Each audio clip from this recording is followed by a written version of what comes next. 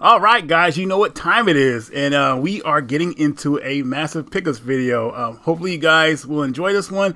It's going to be a bit long, but I think you guys will enjoy what I put in this one. I know a lot of people are down and upset about PlayStation canceling physical releases after 2028, but that's okay, guys. Physical releases will continue after that on other formats, so I'm not even worried. But my video is here to bring joy and let you guys know that the pickups will continue forever. Let's get right into it. So here is Wings of BlueStar. Now, I didn't really know what to think of this game. I felt like when I kind of glanced at it, I thought it was like a generic shoot 'em up. But once I got my hands on it, this game was freaking amazing. Now, to kind of compare it to something that you guys might be familiar with, I could kind of compare it with R-Type, but this game is way more fair. You know, the hit detection's on spot. And when it comes to R-Type, you come in like crashing into stuff. It'll give you a warning of stuff you could crash into.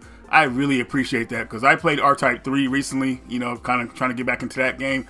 And that game was so unfair with stuff you could crash into. I was like, dude, what the hell is going on? Who designed this game? But anyways, you have an option shield that protects you, kind of similar to R-Type as well. But it takes damage over time, so you have to make sure you watch the damage meter because once it goes out, I mean, you're vulnerable. So got to be careful of that. I think you get like upgrades to kind of like, not upgrades, but power-ups to kind of build it back up again. But you got to be careful. And honestly, I use it this way. Like when it's kind of like about to die out, I'll blast it off and use it as a special weapon. So that's kind of cool. You could do that. And you always get like options to get it back again. But you gotta use it carefully, I would say. So because it starts out feeling like just a regular shoot 'em up, but once you get to the bosses and certain enemies, it turns into like a bullet hell, which is totally fine as long as you know the strategy of how to fight the enemies. The music in this game is very catchy. I mean, if the game doesn't pull you in, the music will. And you know, with a good soundtrack, a game like this will really flow. And I think the designers, well, the developers or the artists did a great job on putting a great soundtrack together for this game. Like seriously, this is something that I would bump in my car.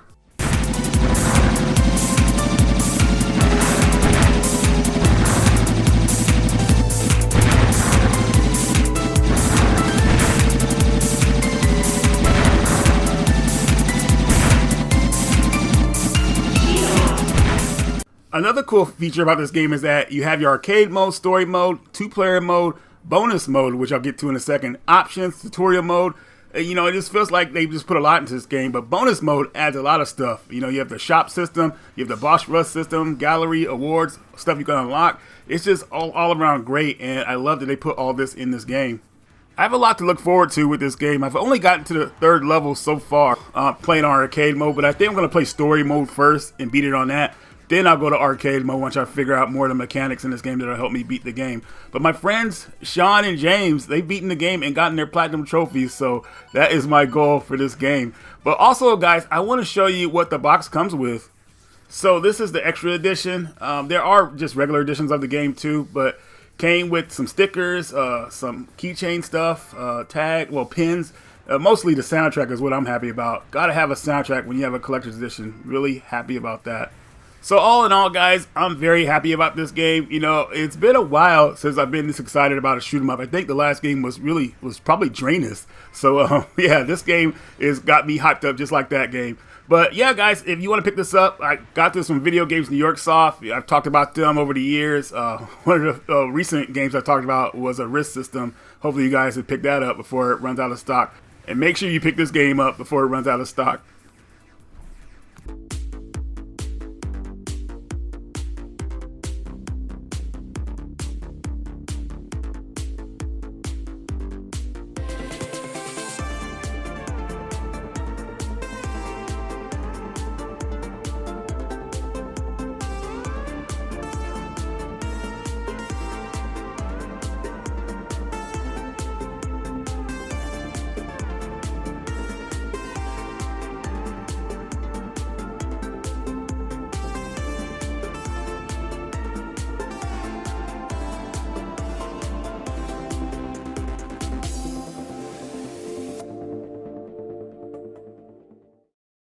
Tides of Tomorrow. So this game was created by the same people who did Road 96. Actually, I heard this was going to be a Road 96 like somewhat sequel game, and then it turned into what this is. But what was funny about while I was waiting for this game to come out is that I kind of forgot about it. Then one day I was just thinking about it and I typed it in, and all of a sudden it's, yeah, shipped to your house tomorrow. I was like, oh, cool. So I went ahead and ordered it. So the story of this game is that a great flood destroyed most of civilization, and you play as a survivor, or I guess I should say survivors, called Tidewalkers, and they possess this ability to kind of like see where other people have traveled, and that's one of the main things in the story. Like, it goes off of other players that played the game, and you can follow their path. So it's like I don't know how they did it, but it's like connected to other people's playthroughs. When you get to a spot where you need to know what to do, you actually use this ability called visions or echoes or something like that, and basically you can see where the previous player went on their journey, and you can choose to go on that path. It's very interesting. Since most of the game is on a civilization of water with like kind of like these ports built around it, there's a disease, like a plastic disease, that's killing humanity. It's like this weird looking fusion it's hard to explain, but I'm still going through the game. I don't think this game is going to take me long to beat. It's on my radar, probably to beat it within the next couple of weeks. But it plays like Road 96, and I really appreciate that. I love that gameplay style. I hope they actually make another Road 96. Well, maybe, I don't know. They could make some kind of game similar to Road 96. But this one is good too so far. So I'll let you guys know in the future how it plays out. But I got a good feeling about it, so I know it's going to be a good experience. And if you guys have played it already, let me know what you think. Tidewalker, are you there yet?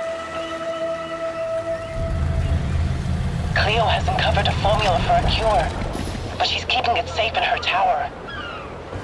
Hey, you got some hosen? Marketland seems a bit tense today. I heard something happen with another Tidewalker. Damn it. It's gone. Someone beat us to it. Ever since the Great Flood, Elend, my dear planet, has been dying.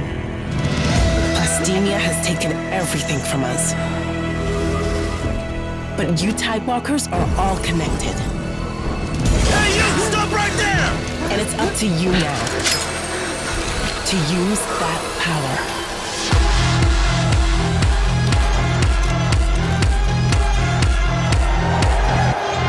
Arise! This is our new retreat! Please, help me. Get down! Tidewalkers. Will you help us?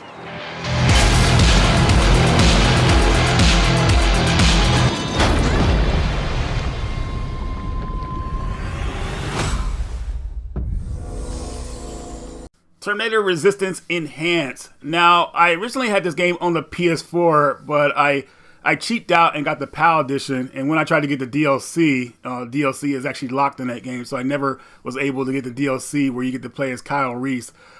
This version was on sale for the PS5, so I decided to pick this one up. Now, of course, you guys know I talked about this game on the channel quite a few years ago when it first came out, or maybe a year after it came out. I was pretty much blown away with the story and how it progressed. I was like, man, this is actually really good. I mean, it could be some kind of a movie if they wanted to do it. The game's even got romance scenes in it that you could actually, get with two ladies, and they don't even find out about it, which is pretty great for the main character. This is one of those Terminator games that wasn't supposed to be good, but it ended up being great. Probably the best Terminator game out there that you can play. It's just a lot of like good stuff here, and just the developers are actually the people who developed RoboCop, Rogue City, if you played that. And they developed not RoboCop, but not just RoboCop, I mean Rambo, the game for the PS3, if you guys remember that, a rails shooter type game.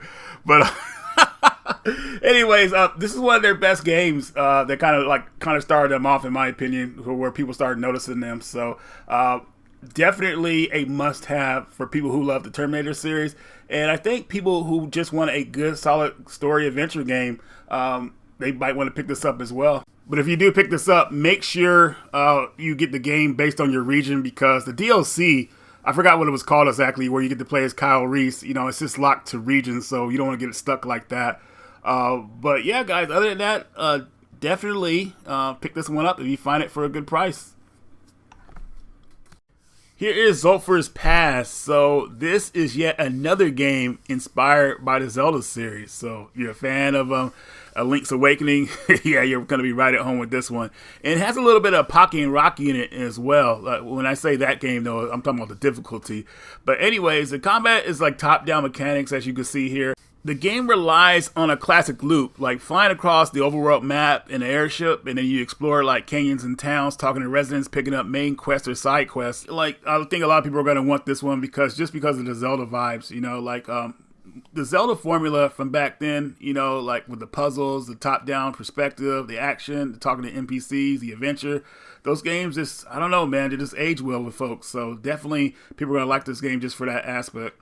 So to give you guys a little intro to the story, the storyline is the adventure takes place in a harsh world devastated by violent, unlivable surface winds. I'm guessing, yeah, as you can see, they live in a desert. The population survives inside canyon trenches and relies on low-altitude airships to communicate. To be honest, they already had sold me on airships when I read the back of the box, so that was already a good thing for me. But you play as a character named Abel who ends up winding up dealing with some sky pirates, and he ends up teaming up with them. And their main villain is a man named Thane that they have to stop. So, I don't know, man. I think this one is going to be a really solid game, so I'm looking forward to playing it. The playtime for these games, I mean, this is probably the last game in the video, but these RPGs mostly take almost like maybe like 4 to 5 hours to beat. So they're not very long games, you know. Definitely something that people could get into and get out of really easy. With your crew, fly your airship to various canyons and villages, facing off against armies and monsters.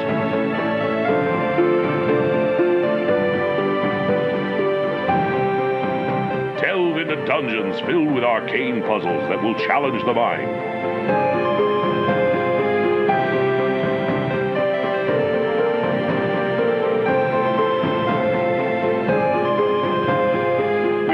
Become the hero and control the wind? Diggy Mole. So going to their website, I found this game and oh my god, this one was a total surprise. I gotta admit, it was nice to put this game in my Nintendo. You know, I felt like this one is just one of the bigger titles that has been released lately. But going into this game, you play as a mole who owes money, and he is attacked, but the way he's attacked is kind of crazy. You know, I thought he was actually thrown in a pit in the beginning, but he actually jumps down there and he's trying to find like treasure to pay back his debt, which is pretty hilarious. Now you start off just hopping around at first, you know, getting used to the mechanics, and you know, it can be a little tight but not hard. Then you get your digging mechanic, which is really cool. Basically what you could do is like you dig in the ground and use that to jump over like certain obstacles, like get a better boost. And then you get upgrades as well to do even better hops to jump around. It's pretty crazy. I might have been struggling a little bit because I was playing on a keyboard, you know, to help capture the footage easier. But playing on the NES controller, you know, the game felt perfect with the controls, I would say. But even though it's gimmicky, it's easy to get used to. So just want to put that out there. With these type of games, you know, I'll play for a while, get stuck at a certain point, and then I want to turn it off. Thankfully, this game has save spots that are really like close by. And if you're playing on a PC, obviously you can do save states. Overall, my only complaint about this game is that when you play a puzzle game like this and you get to a certain point, you know, I just wish there was like maybe some story segments, you know, that kind of like, you know, add a little bit of story to it. You know, that's just me. You know, I'm spoiled by Ninja Gaiden, so, you know, that's why I put that out there. But you could tell, when you play this game, the developer put a lot of love into this game, so you can actually feel that while you're playing it. So, I'm not too far as of yet. You know, I don't know. Matter of fact, I don't know how far I am, but it's definitely a game I think people will want to have if you're an NES enthusiast.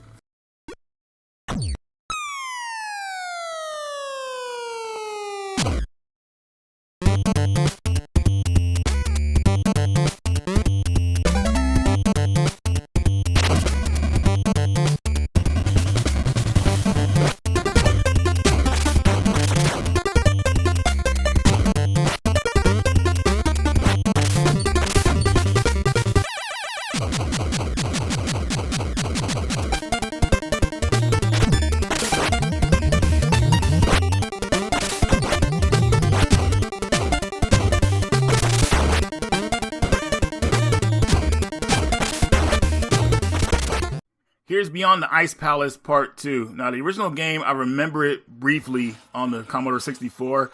And, you know, I guess it was a pretty good game for a lot of people, but I never really got into it. But this one really got my attention because of the pixel art The animations, it looks like a smooth gameplay experience, and the chain that you have in this game is one of the things that are kind of like, is not what I want to say a gimmick, but you'll open chests with it, swing along with it, things like that. So definitely something I think that's going to be really cool for a lot of people to try out. And I don't think a lot of people know about this one as of yet. It just came out, and I want to give a shout out to my buddy Sean for putting this one on my radar. Looking forward to playing this game, leveling up, and having a good time. But make sure all you old school players like myself, when it comes to retro games, to try this one out. You don't need to play the first one. But if you have a chance, I guess you could. But this one, I would say, would pull more people in. Keep your eye out for it.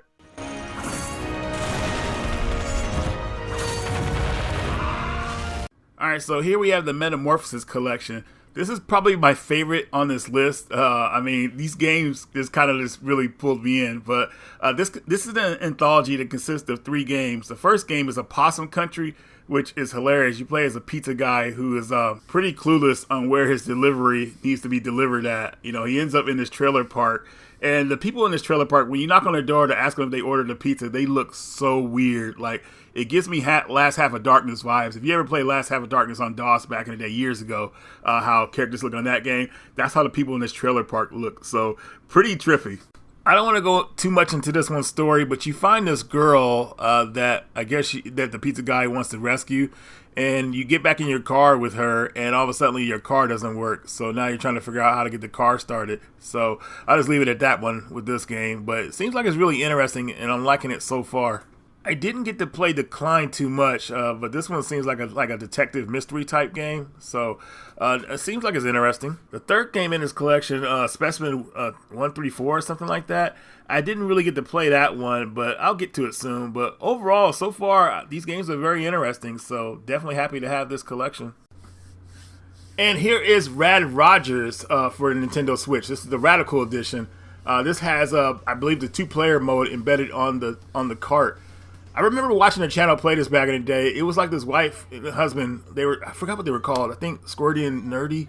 I don't know. They're gone now. But anyways, I remember watching them play this game back in the day. And I was like, dude, man, this looks really good. So wanted to pick it up. And yeah, guys, I was happy to find it at GameStop. I don't think I would have really picked this one up if it was like online or whatever like that. It's one of those games you like, if you see it out in the wild, yep, it's going with you. But I like that this one adds the embedded on this Duke Nukem as a co-op character to help you out. But just to let everybody know, on the Switch, on the PS4, and I think there's an Xbox version of this physical, but there's a free upgrade for those systems, so you can have the stuff that's on this cart as well, but it'll just be a free download. But yeah, guys, looking forward to playing this one, and if you played it, let me know what you think. I know that freaking robot that's with you is freaking funny. He says some off-the-wall stuff, so looking forward to getting into this game's humor.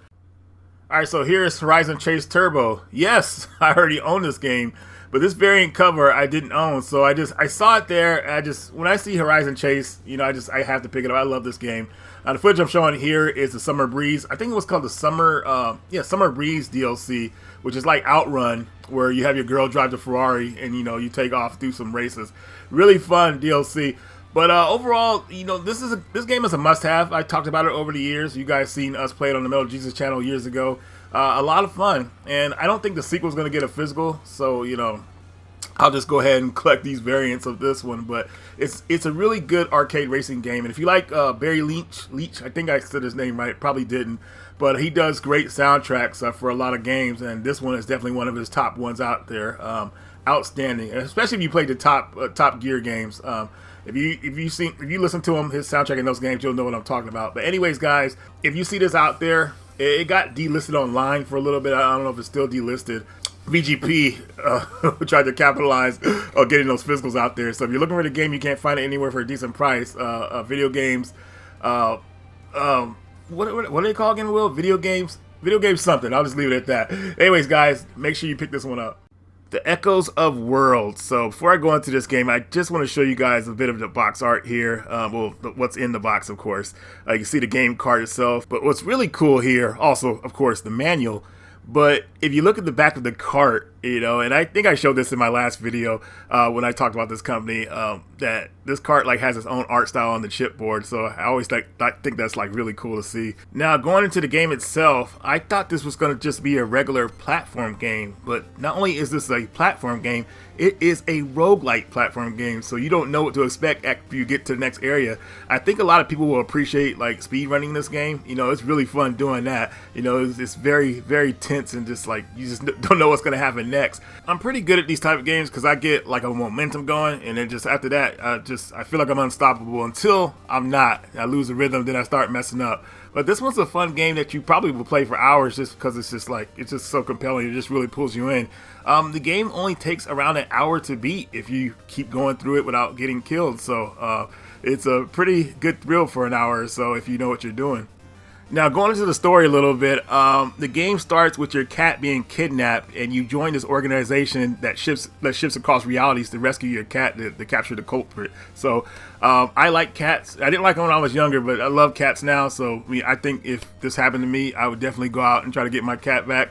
But that's as simple as the story will get. So you got a little bit of story, and of course the gameplay as it gets tense, because I forgot to say that you're on a time limit as you go through these levels. So you got to move pretty fast, and then if you're good enough, you want to collect the coins too as well. If you could do that. If I could compare this game to something, I would definitely say it's very similar to Super Meat Boy, if there's any fans of that game, which I'm sure there's a bunch. Oh, also I forgot to mention this. The coins you collect during the game will help you buy upgrades to help you. You have a skill tree that you'll build new abilities with, so it'll help you with gameplay. So you'll definitely want to collect the coins as you go through the loops. And with saying all that, guys, I think the Echoes of Worlds is definitely a game that Game Boy enthusiasts will want to have in their collections.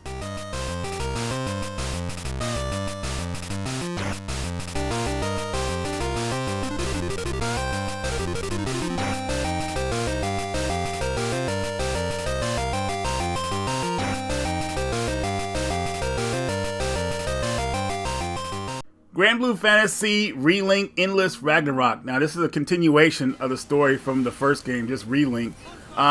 It's not very cinematic with the storytelling in this one. You know, you do a lot of, like, I won't say just side quests, but you know, just more epilogue type stuff. But it's not very, it doesn't show up like in a cinematic form. You know, the game focuses on more fighting mechanics and things like that. So you get more characters in this version, and a bunch of other things I can't think of right now. But yeah, definitely I think was worth getting for me because I wanted to continue the story. I tried to talk my buddy Joel into buying it, but him being a cheapskate, he's good with the first game, so looks like I'll be playing this solo or with people online until my membership ends. You must be describing yourself.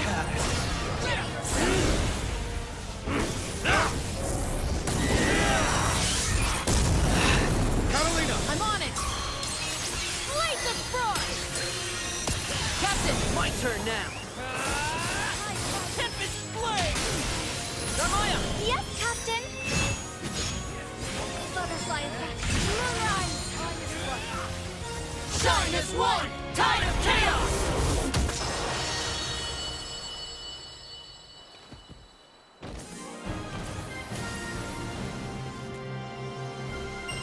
Here is Lighting Force, also known as Thunder Force 4 for the Sega Genesis. Yes, I used to have this game. If you guys seen my Genesis Collection video, this was in there. But I had, I think around 2 years ago, I had sold it to a friend. And the reason I did that is because I thought the game was going to get like some kind of compilation for modern platforms. But as of recently, you know, I found out that's not going to happen, especially with a more modern release. But I'm happy to have this game back in the collection again. What was funny is that my original game didn't have the manual, but this one has the manual now, so I have it complete. This is a great series of games, and it's unfortunate they haven't made a compilation yet, but I feel like it's kind of too late, especially with 2028 almost around the corner, but who knows what'll happen. But great game to have. 50 Cent Blood in the Sand, or On the Sand. So originally I tried to get this game back before it got super expensive. This is right before COVID or during COVID, I can't remember. I went to a game store. I found a loose disc copy, and then I remember the employee didn't want to sell it to me. He went to the back room and said, "Oh, hold on, sir, let me check something real fast." Like he's going to actually fix the disc because it was disc only. And then he came back and said he couldn't sell it to me because the disc didn't work or something like that. And then I was like, dude, this is the last time I'm coming to the store. But anyways, finally got it recently from my buddy Chris.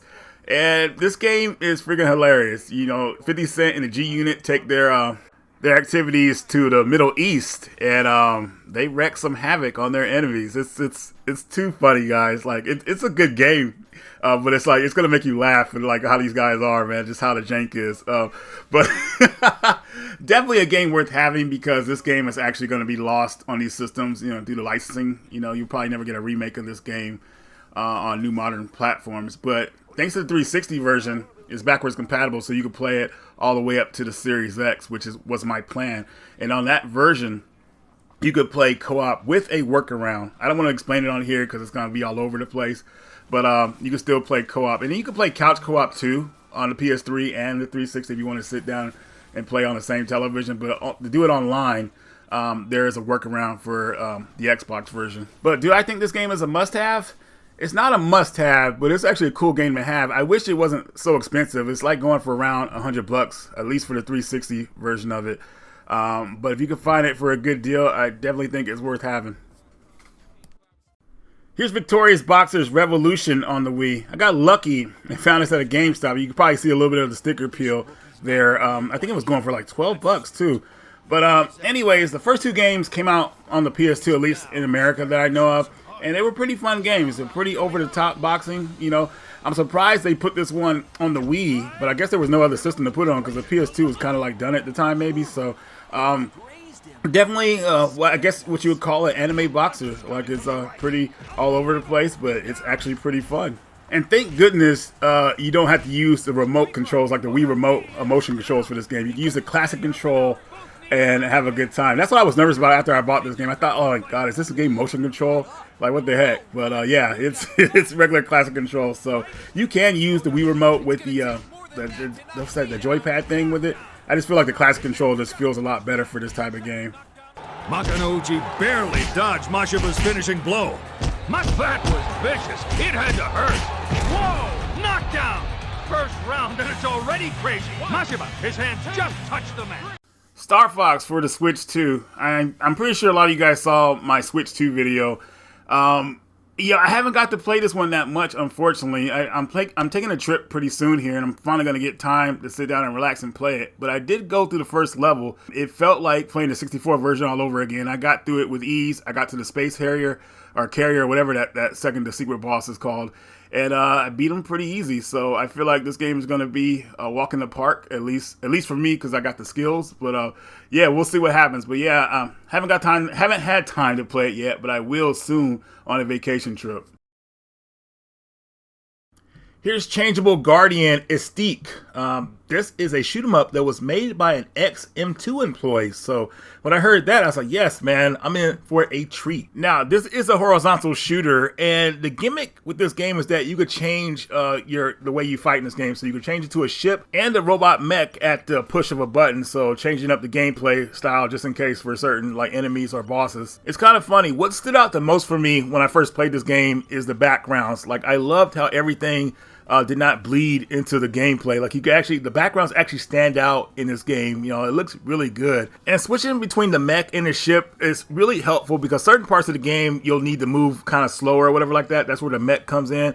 But with fast gameplay, obviously you have to switch to the ship. So switching through various situations is really cool and helpful. So you'll have to kind of like use your own judgment what works better for you.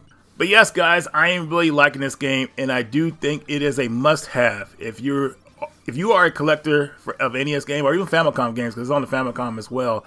It is a must-have for your collection.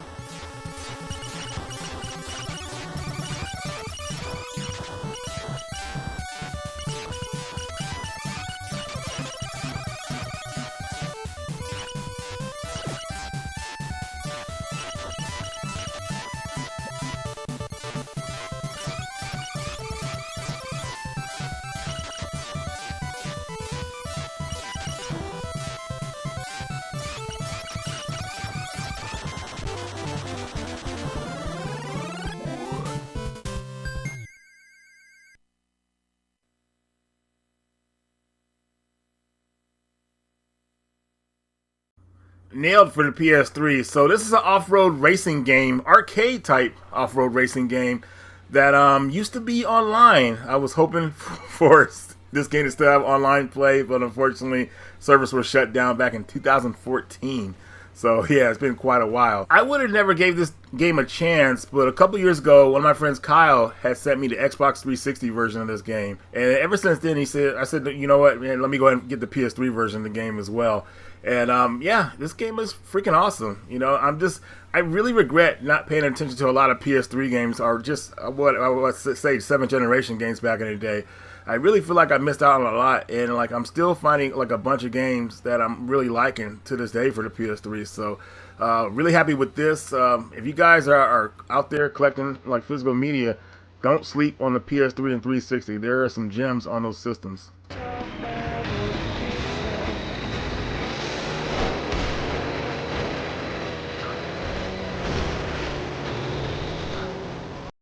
Wii Sports Resort. I don't know why this game has climbed up in price, but I remember playing the original back in the day and everybody having fun with that. I think my grandparents still play the Wii bowling on that game to this day.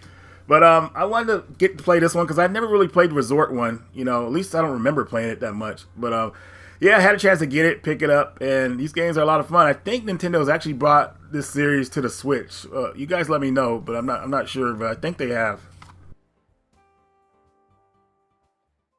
Here's Thor, God of Thunder. Back when movie titles were actually pretty good, you know, or could be pretty good. This game was actually developed by WayForward. You guys know them for the Shantae series and a couple other things.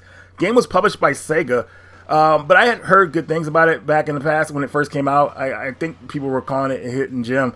I think I had somewhat owned it at one point, but it was like a beat-up copy, and I just never like played it. So now that I saw it again, I decided to give it a chance. So.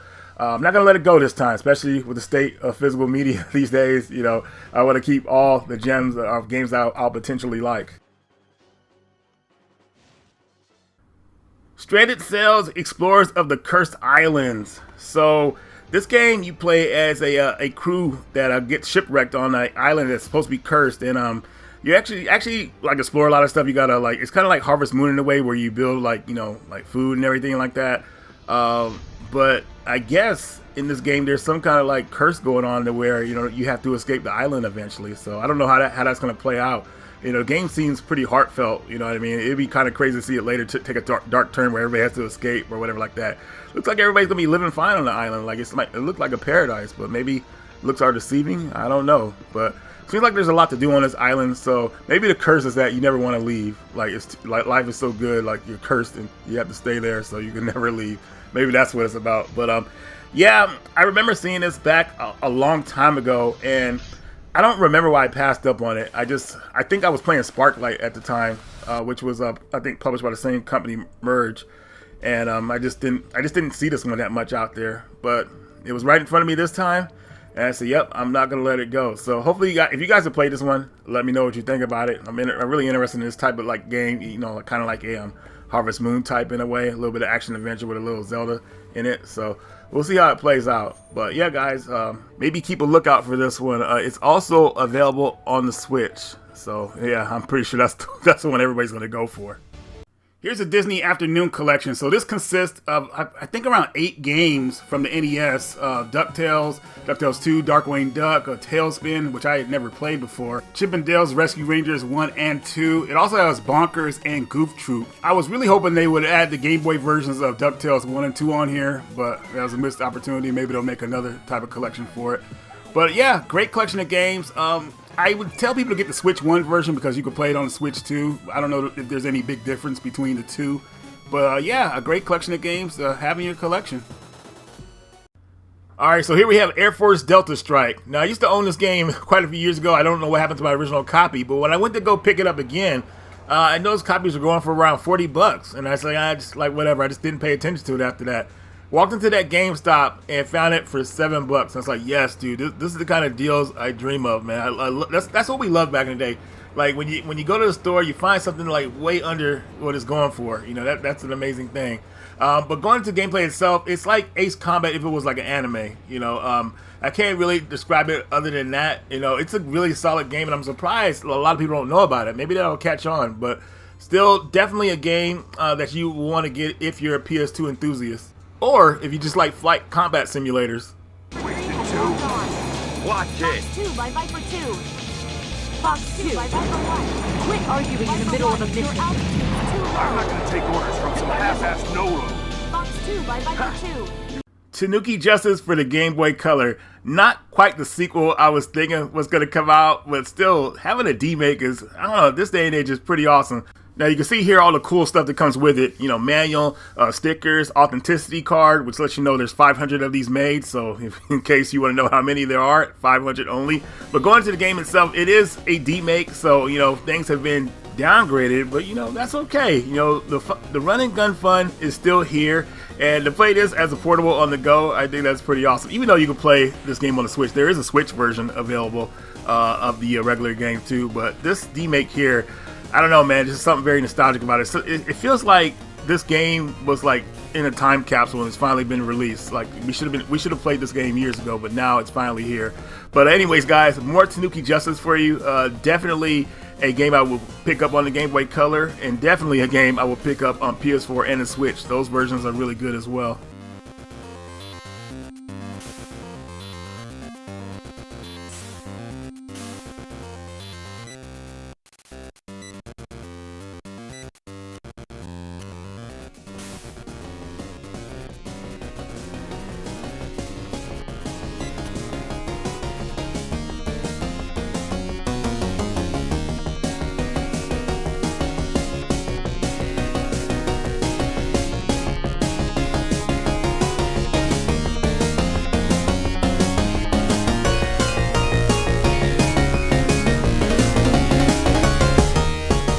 Metamorphosis Recurse. I originally played this game back on the PS3. I remember like some group on Facebook was giving out codes for it and I was able to get one. It got a physical in Japan on the PS3, but it's not in English. Not that you really need it for this type of game, but this is what I would call a top-down vertical run and gun shooter. You know, it's just the way you control your character. Like you could like shoot enemies on the side all the way to the top and the right side, but you can't shoot enemies behind you. So you're just like kind of like moving forward at your own pace through the levels. You can use some obstacles like as shields, kind of block enemy attacks. You know, kind of be strategic. It's a pretty fun game. Honestly, guys, like back when it came out on the PS3, I didn't really take it too serious because it didn't have a physical release. Now that it has a physical release, you know, I feel more appreciative of it. It's not, I mean, it's a cutesy type game, I guess. So, you know, I don't know if a lot of people will be into this one. It is fun. I could say it gives you a level of challenge. You know, it's not just it's going to be easy to get through the game. I like that you're able to kind of run past enemies if you don't want to fight them, you know, on some parts. You know, you can just run past them and keep going. But other than that, guys, pretty solid game. I ended up buying this for $20 because it went on sale on Amazon. I probably wouldn't pay any more than that. So when I saw that sale, I grabbed both copies. But yeah, might be an interesting game for people who like shoot 'em ups.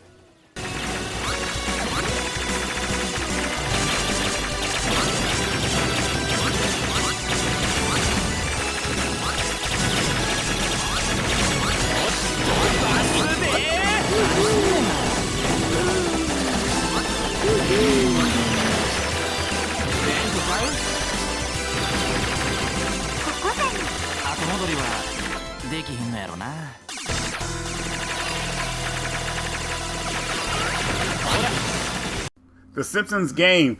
I remember when this first came out, I didn't really pay too much attention to it. You know, I was kind of falling off from The Simpsons at the time. I think this came out around the time the movie it came out. And after the movie came out, I was like just kind of like done with The Simpsons. But anyways, this is like a sandbox adventure game where you get to play as the Simpsons family. It was released on quite a few consoles back in the day. I think it even has a PS2 version out there. PSP maybe. And I definitely know it has a 360 version. But it kind of like takes place like a lost episode in the series, I think. So if you guys have played this one, let me know what you think about it. I know people actually like this game a lot. You know, it got popularity past when it came out. You know, I don't think it was popular at first, but over the years, it got its own reputation. But yeah, you get to go in an open world version of The Simpsons. For 3 days. Boy, knock me out, okay? I want to spend another night in Chocolate City.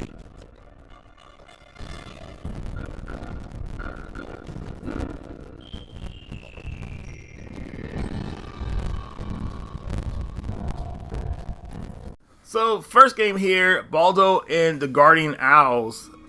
I remember this came out back in 2001, but I totally forgot about it until I saw it recently. This is like a top-down action game, kind of like the Zelda series. It has like a lot of top-down parts and a couple of like a dungeons that it's like an isometric view, I would say. But it gives me that what's it called, Ghibli art style, you know, that people like from like that movie like Spirited Away. What's another one? House Moving Castle. Those type of graphics. So I'm surprised this game is not more well known. I don't hear anybody ever talking about it. I was total surprised that I saw this game and I said, yep, now's the time to get it. I did want to get it on the PS4, you know, to support that trophy system, but I guess me getting on the Switch is a way of like taking it to Sony, I guess, since they're stopping physical releases. No, I'm just kidding. But I do plan on getting the PS4 one. That one is just like more obscure, I would say. So I'll get that eventually. But yeah, definitely a good game to keep your eye out for, I would say. Yeah, the graphic style, they got it down. So another game it reminds me of is that one called Ni no Kuni. You guys remember that came out on the PS3, then the second game came out on PS4. Definitely the art style reminds me of that game, but and maybe the gameplay. I can't remember the gameplay too much. But anyways, guys, yeah, might want to check this one out. F1 race for the Game Boy. So I think that me and my buddy Ben, like years ago, did this Game Boy co-op series, like what games you could play, like 2-player on the Game Boy. I think this might have been one of them, but I can't remember. But either way, I thought I would like this game. It just seems pretty simple or whatever like that. You know, a little throwback to like F1 racer games. Like, what's that game on the Atari made? I can't remember the name right now. You guys know the name. There's two of them, but I don't know why the name's eluding me right now. But this game reminds me of that, so I wanted to go ahead and pick it up. And then if I could ever get like a chance to play co-op with somebody, you know, 4-player co-op, that'd be pretty awesome. So I'm looking forward to that day.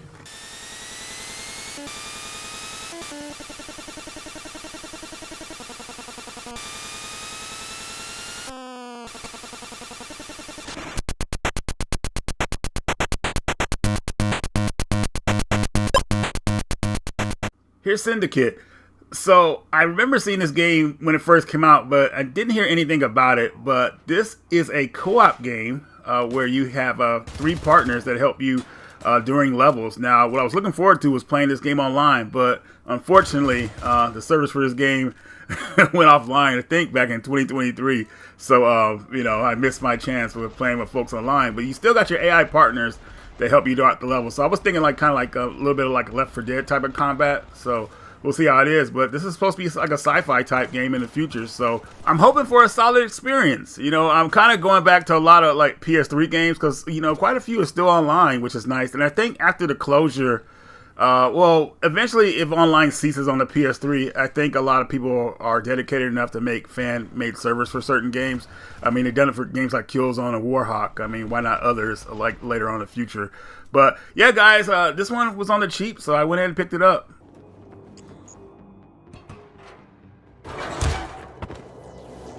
You're never going home. You know that, bitch. The West Coast is ours.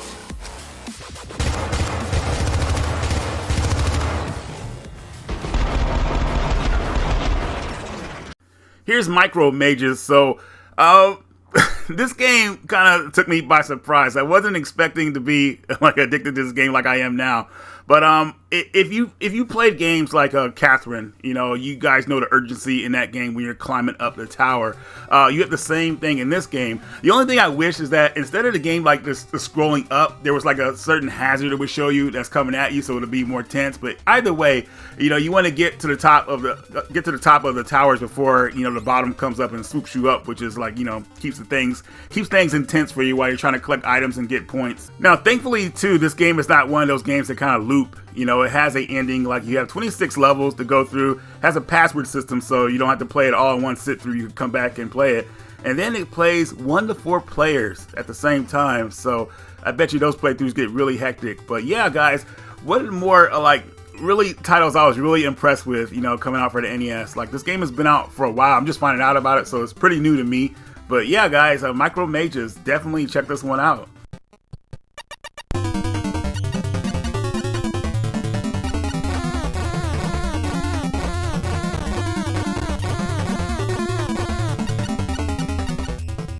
Psycho Dreams. So this is an action platformer that was supposed to be released in America back in the day, but it got canceled.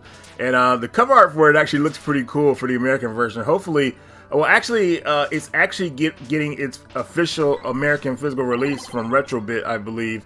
That's coming out later this year. This one's pretty fun. I don't know too much about the story as of yet, but I remember back in the day, Riggs was telling me to pick this game up, and I did, and then I think I sold it. I didn't even play it, but now playing it, I wish I had kept it, but still, luckily I got this one through a trade, so I'm happy with that. But yeah, definitely one of the games that would have really made the Super Nintendo shine in America, in my opinion. But yeah, we're getting an English release of it, so better late than never.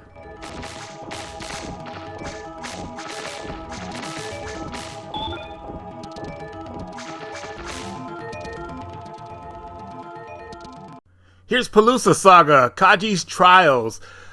So this is what I would call, you know, and I'm pretty sure you guys are going to be excited about this, a roguelike, a Legend of Zelda type game. Now the game has around 256 quests that you could take an adventure on. And every time you start a new quest, it's randomized, so you never know how it'll play out. So the game always plays differently, which I think a lot of people will appreciate. It's kind of like similar, I mean, well, maybe I could kind of compare it to BS Zelda if you play that one, where it's like the things change depending on what time it is in the game or whatever like that. It's kind of like a roguelike like that in a way, I would say. Maybe not as much though with the time mechanic, but still, every time you just can't expect the same thing. You know, it's always going to be something fresh, and that's pretty awesome for this type of game. The structure of the game stays the same, but like if you see like treasure chests, there's going to be something different inside of it. You know, enemies will be in different places. Keys will be in different places, things like that. So I think a lot of people will like this one. You know, I was playing it for about an hour. I was like, dude, man, I'm getting lost in this game. So, and I mean lost in a good way. Like I was just lost in the adventure. I was having a great time, but yeah, I had to put it down for a bit. But definitely a game that's really like a spiritual successor to the Legend of Zelda series. Well, at least the original game.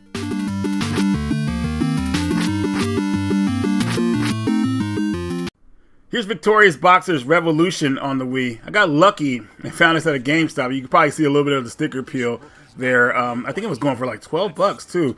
But anyways, the first two games came out on the PS2, at least in America that I know of.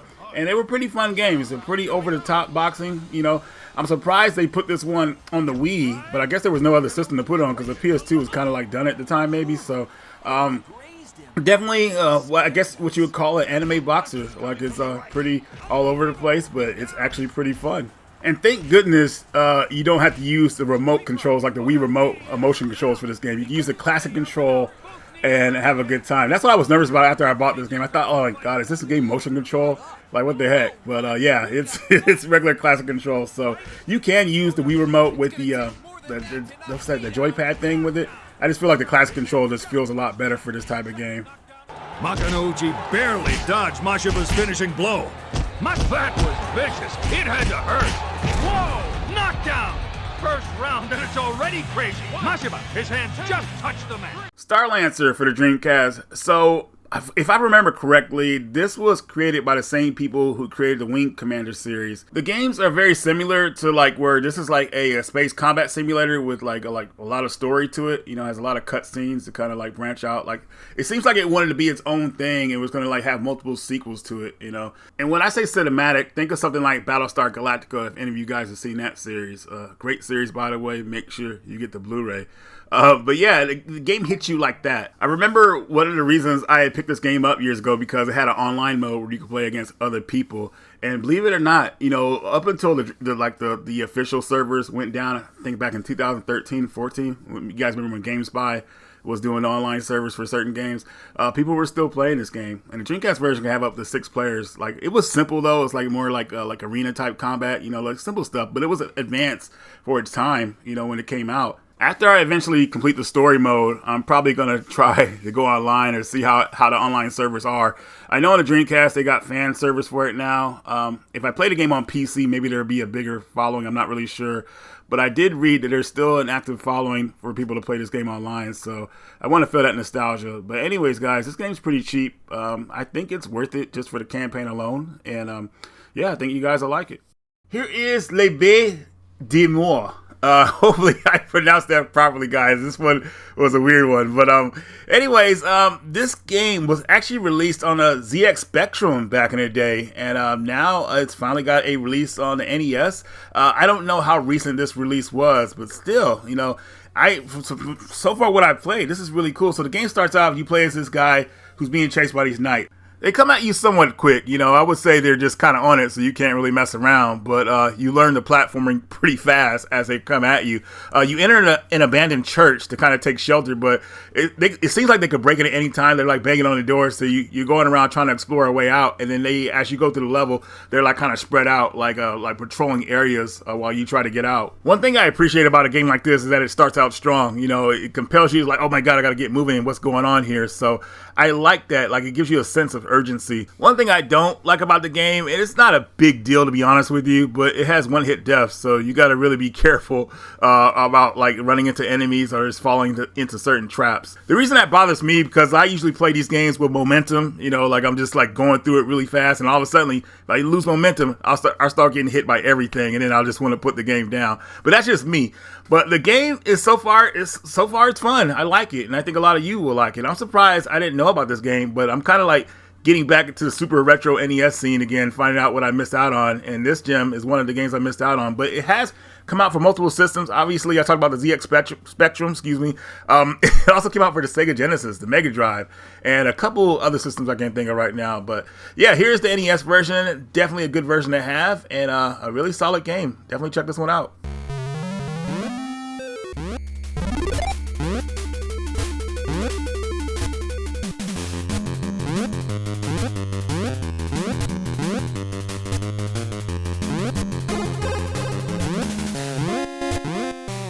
Here's Pizza Pops for the NES. So this was a Famicom exclusive back in the day, and people are always talking about this game. So Homebrew Factory finally brought it over to America in an NES cart.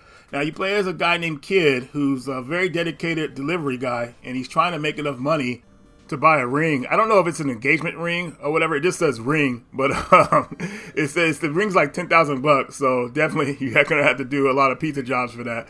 But he thinks she's worth it because he has a little bit of competition with somebody else. So I guess he wants to buy the ring first. But anyways, going to the gameplay itself, it's pretty simple. You attack enemies that are in your way, and you try to get through the level as quickly as possible, collecting as many pies as you can. It's really crazy playing this game now, because when you play this, you feel like it should have came out like years ago. Like it's like a missing part of your NES childhood. But anyways, glad that it's here now, and definitely something you might want to try out.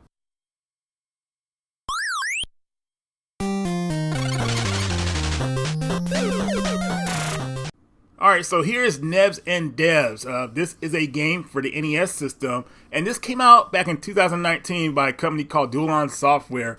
I'm not sure how they released it in the beginning. It might have been just released as digital only first and then released as a physical later. Being a homebrew type game, you're just not really sure, you know, how popular it is with people, because a lot of my friends don't even know about this game. I was telling them about it.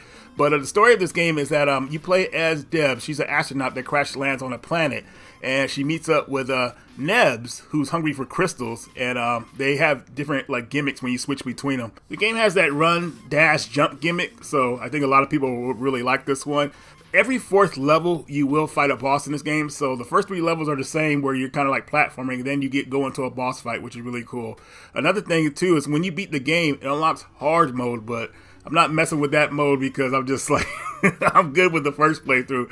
The reason I say that, because this game is one-hit death, so, you know, you could only imagine how hard mode is. But I'm pretty sure it's an entertaining mode for other people to play, but just not for me. But definitely, I had fun with this one, and I think you guys will too.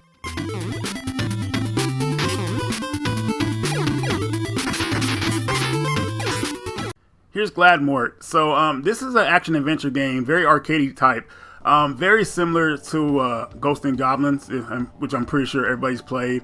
And the difficulty has arrived with this game as well. This game you play as a knight who is dealing with a plague on a village that's bringing the dead back to life and terrorizing everybody. Now, typically, I'm pretty good at these type of games. You know, I remember beating Super Ghouls and Ghosts back in the day, and I could still do it to this day. Ghouls and Ghosts on Genesis, I'm not so sure. I'm pretty sure I could take that one down. And the original Ghosts and Goblins on NES, don't even want to mess with that game.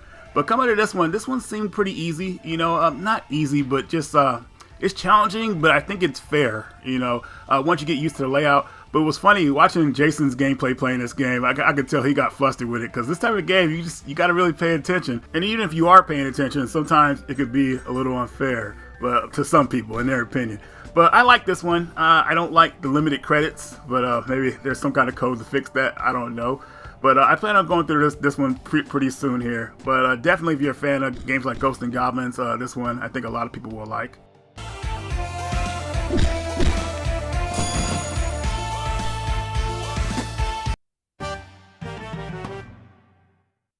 Caro Cowboy. So this cover looks pretty simplistic, I would say, but I still like it because it got the revolver like pointing at something. So thought that was kind of cool.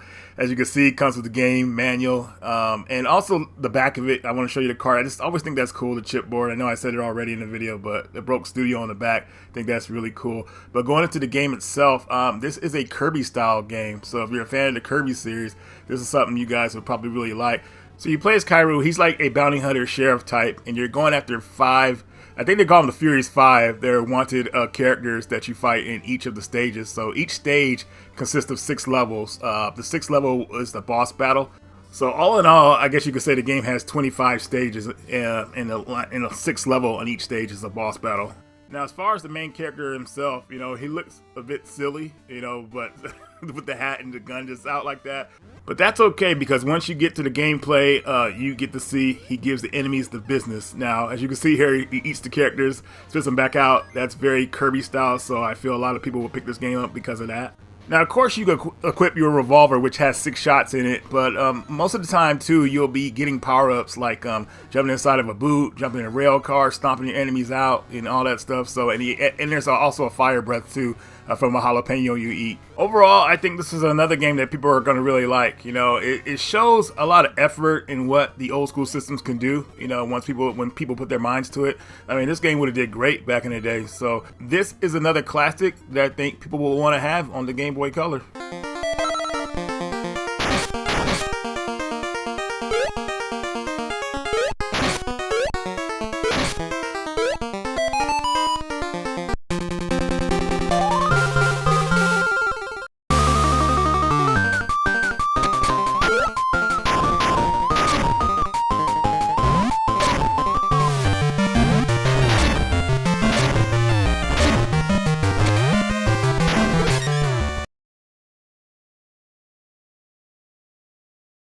Years ago, and the game looked very interesting to me, but I never picked it up. I always saw it at a GameStop, and it was going for a good price, but I just never just grabbed it. I was like, you know, like I don't know what it was. But now, while I was in Vegas, I finally picked it up, and I'm looking forward to this game. I don't know if it's a long game, but I think it's one of those interesting games where, you know, you kind of are intrigued by the puzzles, and when you complete the puzzles, you unlock certain areas or certain stuff. I'm not really sure yet, but I think I'm in for something cool here, so you guys let me know what you think about this game.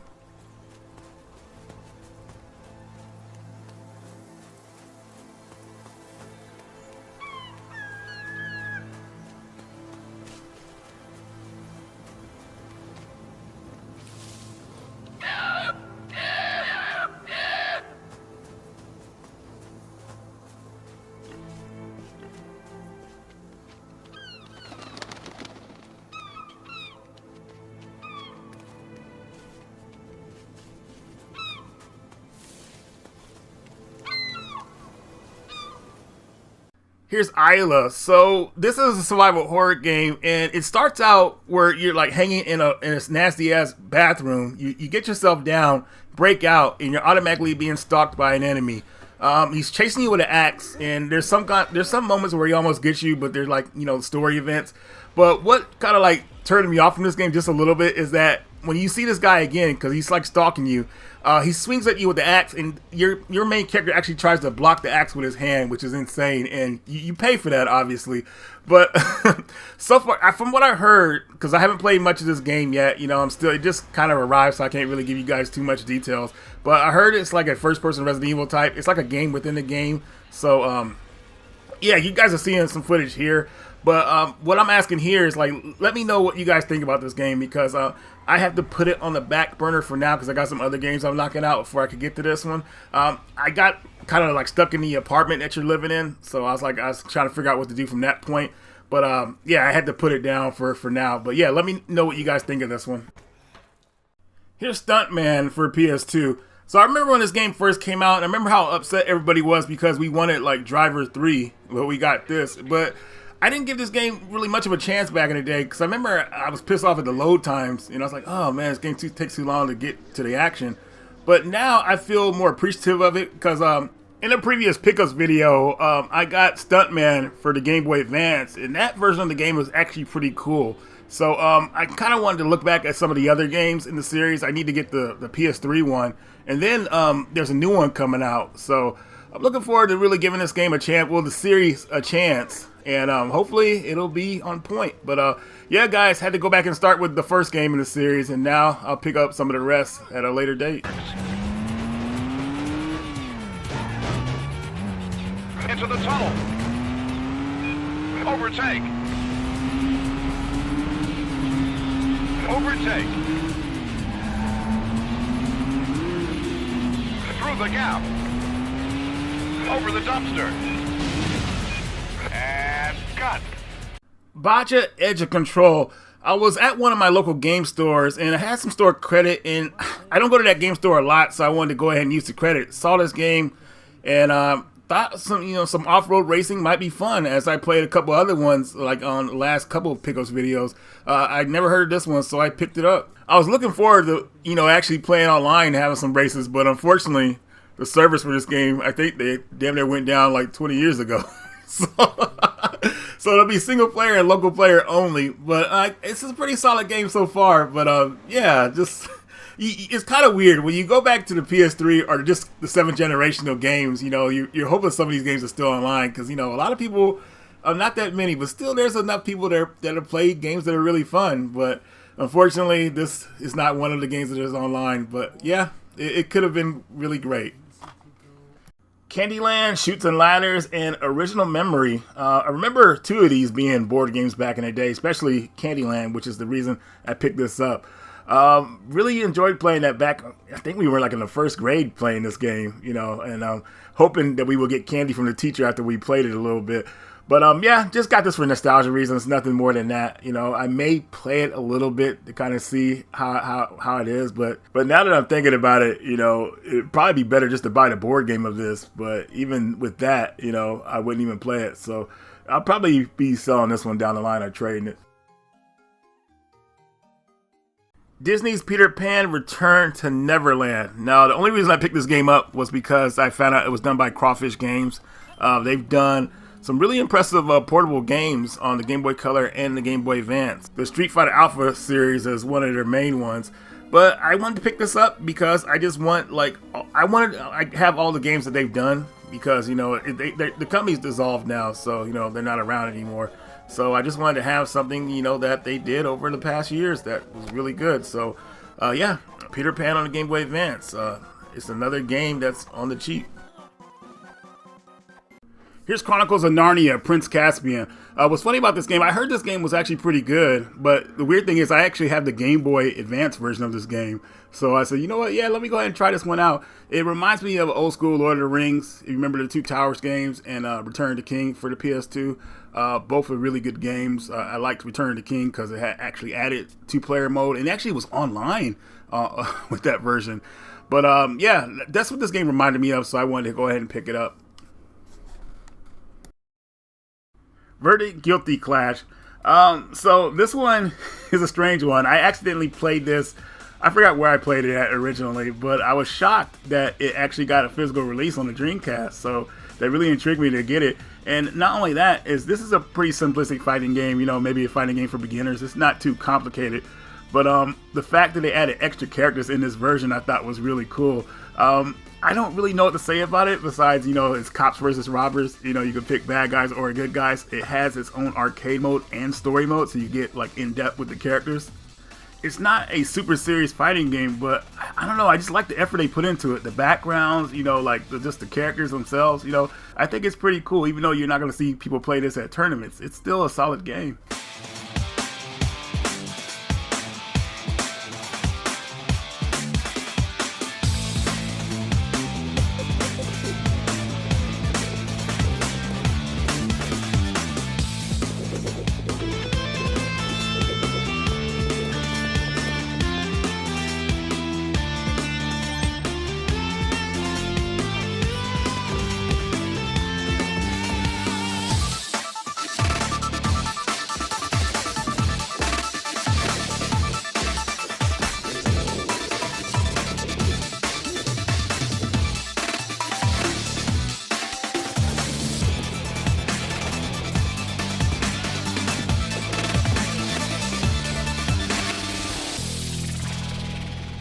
Here is the Trial of Karzoid. So I picked this game up because when I looked at it and I looked at the back cover briefly, I thought this was going to be a Zelda type game, but I was wrong, and I was kind of upset at first. But as I was playing the first level, you know, I started to really enjoy this game. And then when I figured out like the mechanic, because the game is like an Arkanoid type game if you played those type of games, but this one's a bit more advanced because it's like a what they call Arkanoidvania. So as you go, you get to choose different areas to go to throughout the game. The game has 80 levels, and you go through it however you want. I thought that was pretty cool. And not only that, the whole Arkanoid mechanic, how you're bouncing the ball back and forth, in this case, the skull back and forth, if you push the A button, you could draw it back to you, so you don't have to wait for it to come back to you. I thought that was a cool little feature.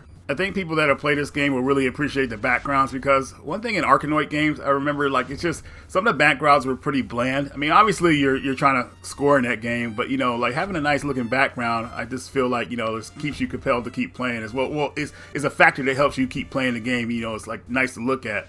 One thing I want to mention as well is that I feel like when I'm playing this game, I feel like I'm playing something that was lost in time. Like, if this game came out during the NES when they were releasing new games, you know, I think it would have been pretty popular. You know, it's just an amazing time that we're getting games like this made still for these older consoles. You know, it feels pretty amazing, and I'm happy to be a part of this gaming generation. It's truly like awesome.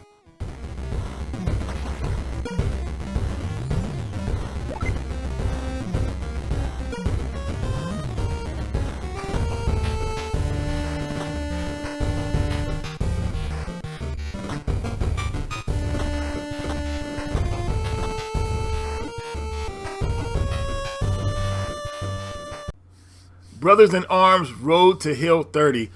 I picked this one up, but obviously it was cheap, going for $8, but I never played this game back in the day, and I don't really remember hearing too much about it, but you know, seeing it was possibly, well, it's not online anymore, but seeing it had that online feature, I said this game probably was pretty fun, so wanted to go ahead and pick it up. I don't know too much about the other games in this series, or which one this is in the series. I'm guessing this one's maybe part 2 in the series. You guys let me know in the comments, but I don't know what else to say about it. It looked pretty cool, so something to pick up and play. Here is Gunship. So, I don't really have too much to say about this game. You know, I feel like it's more of a gallery shooter than a regular shooter. But and the reason because you have that cursor there like that. But you're overhead and you're taking out enemies on the field. You know, whether it be soldiers, tanks, things like that. I always feel like I'm in a good position in this game because the enemies come out on the screen fairly slow, I would say. At least slow enough to where you could take out pretty much all of them. But they are going to shoot at you once they get in position, so be on the ready. This is one of those games that definitely the high score system is what you're going for. You want the highest score, and you kind of go from there. Because as far as like completing the game or anything like that, I don't know if it will hold people's attention all the way through. But I think it's definitely a good start if they make a game like this. They just got to change up a little bit, you know, make the levels look more, I would say, just different, I would say. So you feel like you're making more progress, because right now you feel like you're just in a big ass jungle and, you know, it's never ending almost until you get to the end of the stage. But other than that, I think this game has potential. I just think if they ever make a sequel to it, they're going to have to make a more variety, different look of levels.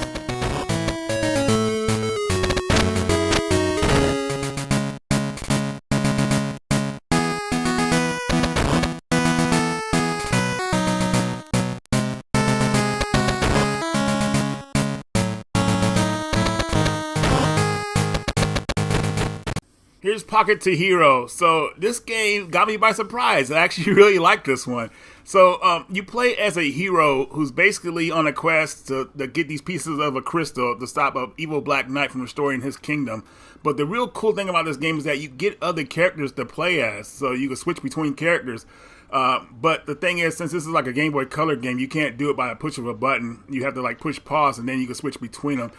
That could like mess up the action sometimes for me, like a little break in the action, but that's okay. You know, it's old school. You know, I guess I'm too spoiled with newer games where you get to switch with the click of a button. Now, the game is available on modern platforms as digital, but you know, here we got to have that physical copy. But other than that, guys, I don't know. This one really pulled me in. I really like this one. So this one makes me really appreciate that we are getting newer games for older systems. You know, I grew up with the Game Boy Color. You know, that was, well, I would say the Game Boy, but still, you know, Game Boy Color, just an expansion of that. And you know, playing that system, you know, always I felt like really intrigued by the games that came out for it. You know, not everything, of course, but you know, and just it's just amazing that, you know, like we're still getting games for these older systems, man. So it's just really appreciative. Now, from my opinion, you know, the game is pretty easy. You know, you guys know I'm pretty good at these type of games, so you know, most of these games I kind of like get through pretty, like, I would say pretty casually. But as far as difficulty, I think it'll be an easy game for people to get into. I don't think it'll be that hard. You know, I think the game is pretty fair, so it's definitely something that you can keep playing and really enjoy. But if you guys like the footage you're seeing here, let me know if you're gonna pick this one up, or you might download this one digital. I don't know. Some of my fans, they like digital content because it's cheaper, so I get it. But anyways, guys, Pocket to Hero, definitely a must play.